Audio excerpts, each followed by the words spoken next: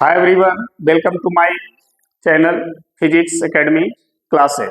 आज हम बात करेंगे अपने इस फिजिक्स में प्रेरण विधि, आवेशन की प्रेरण विधि। हम लोग वैद्युत आवेशन की दो विधियों के विषय में पढ़ चुके हैं, ठीक है। एक है घर्षण विधि और दूसरा है चालन विधि, ठीक है। आज हम बात करेंगे प्रेरण विधि। प्रेरण विधि द्वारा किसी चालक या किसी वस्तु को हम कैसे आवेशित करेंगे, आज हम उसी की चर्चा करेंगे। तो चलिए देखते हैं प्रेरण विधि क्या होता है। तो देखें प्रेरण विधि, प्रेरण विधि क्या होता है, इसको इंग्लिश में हम लोग इंडक्शन मेथड बोलते हैं। प्रेरण विधि में आपको करना क्या है, एक आवेशित चालक लेना है। क्या लेना है? आवेशित चालक, ठीक है, जिसमें पहले से आवेश हो।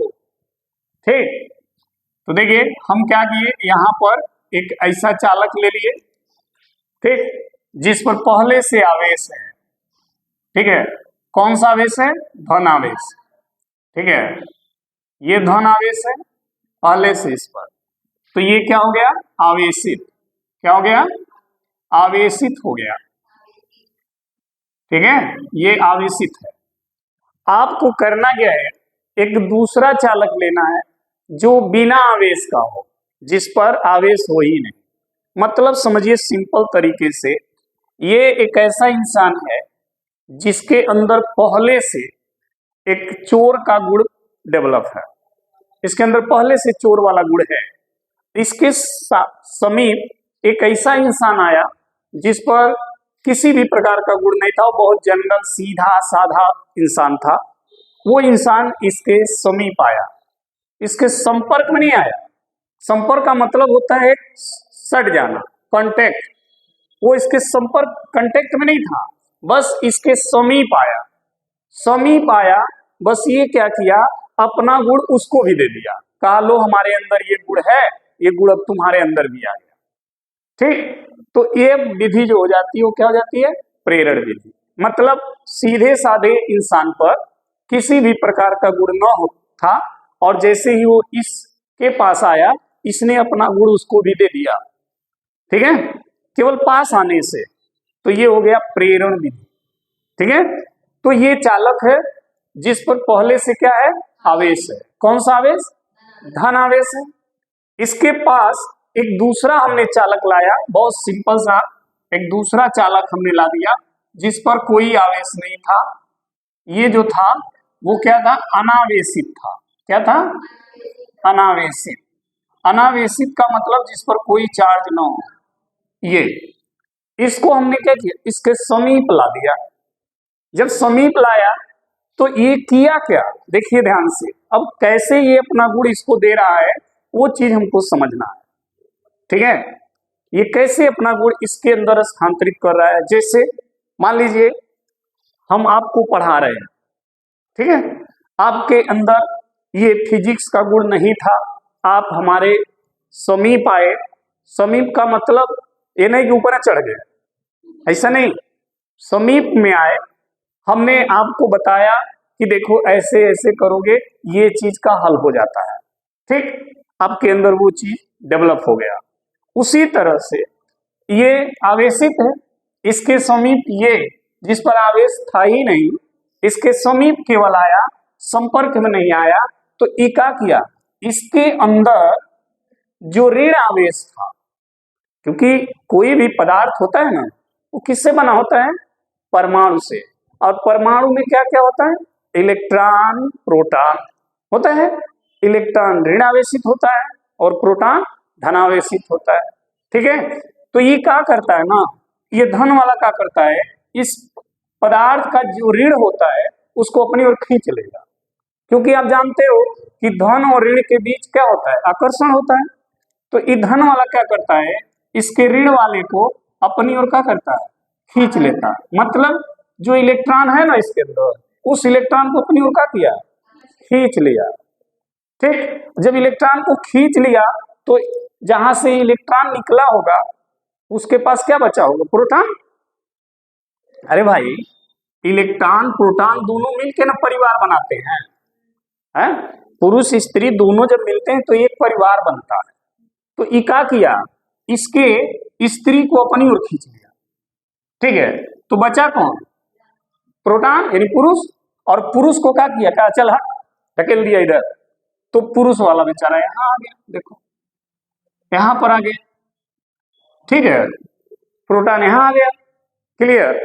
अब क्या हुआ, अब देखिएगा, फिर कहा कि प्रोटॉन जब यहाँ आ गया, अब मान लो जेकर स्त्रीय चल गई तो पुरुष के जीएल को बेकार सही बा, तो क्या करता है, कहता बैठ हम जाते हैं धरती में, पृथ्वी में आ गया, ठीक है। वो कहाँ आ गया, पृथ्वी में। और जब वो पृथ्वी में आ गया तो इस पे कौन सा आवेश बचा, केवल धन आवेश। अरे वो तो चल गया जमीन में, हो देखा पृथ्वी में आ गया ना, तो कौन बचा इस पे, ऋण आवेश, जिसको ये अपनी ओर का किया है, खींच के रखा है, तो यहाँ बच गया इस पर केवल ऋण आवेश, ठीक है। अब धन आवेश कहाँ चला गया, पृथ्वी में, क्लियर। तो इस तरह से क्या किया, ये भी आवेशित था, इसको भी आवेशित कर दिया, बिना संपर्क में आए, केवल समीप आते ही अपना वाला काम कर दिया है।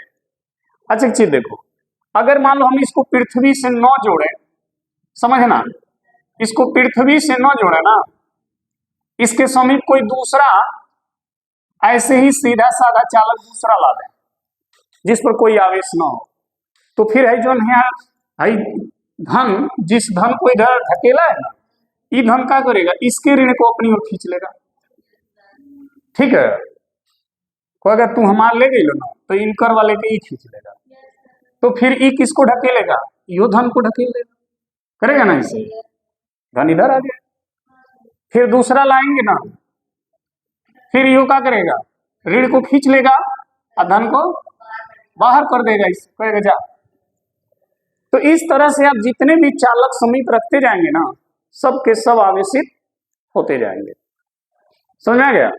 इनमें से किसी एक को अगर पृथ्वी से आप जोड़ेंगे तो उसका धन कहाँ चला जाएगा, पृथ्वी में। पृथ्वी क्या करेगा, उसको उदासीन कर देगा, पृथ्वी क्या करेगा, उदासीन कर देगा।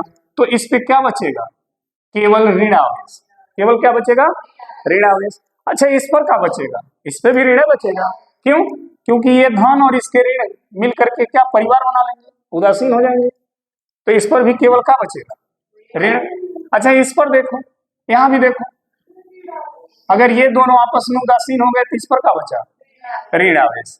अच्छा एक चीज और देखो, इसका ऋण इसके साथ धन के साथ उदासीन हो गया, इसका धन इसके ऋण के साथ उदासीन हो गया, तो इस पर क्या बचा, कोई आवेश नहीं, कोई आवेश बचा।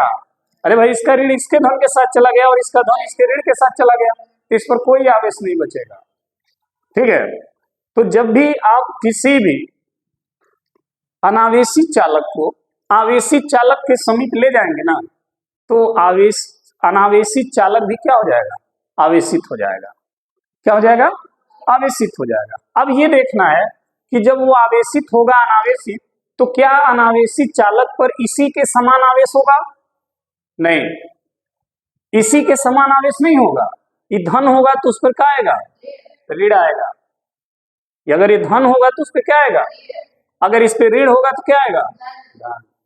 यानी प्रेरण विधि में जो अनावेशित चालक पर आवेश उत्पन्न होता है ना, वो हमेशा विपरीत आवेश होता है, परिमाण में बराबर होगा, 4 कूलम 5 कूलम बराबर रहेगा, लेकिन चिन्ह में क्या रहेगा, विपरीत रहेगा, ठीक है। तो अगर कोई पूछे कि प्रेरण विधि में अनावेशित चालक पर किस प्रकार का आवेश आता है या किस प्रकृति का आवेश आता है, तो विपरीत प्रकृति का हमेशा क्या रहेगा, विपरीत रहेगा। अगर ये धन वाला होगा तो ये ऋण हो जाएगा, अगर ये ऋण रहेगा तो ये धन हो जाएगा, ठीक है, समझ आ गया। तो ये है प्रेरण विधि।